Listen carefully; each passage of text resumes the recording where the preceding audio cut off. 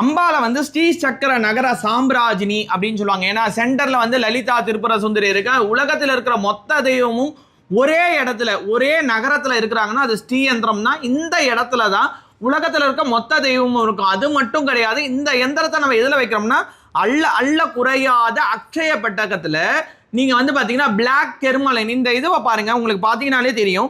இதை ரெண்டா பிரிச்சிருக்காங்க. இந்த ரெண்டா பிரிச்சதுல இங்க வரக்கூடிய இந்த இது பாருங்க, உங்களுக்கு மயில் தோகையில நெருப்பு ஜுவாலை இருக்கிற மாதிரியே இருக்கும்.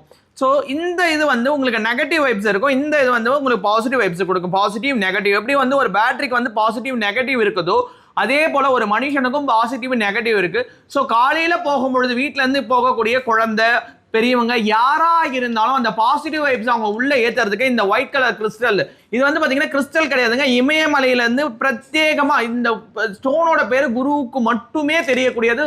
ரொம்ப ரொம்ப டாப் சீக்ரெட்டா வச்சு இது பூஜை பண்ணி கொடுத்துருக்குறோம். ஸோ இந்த ஸ்டோன்ல கை வச்சா அவங்களுக்கு பாசிட்டிவ் வைப்ஸ் உடனே ஜென்ரேட் ஆகும்.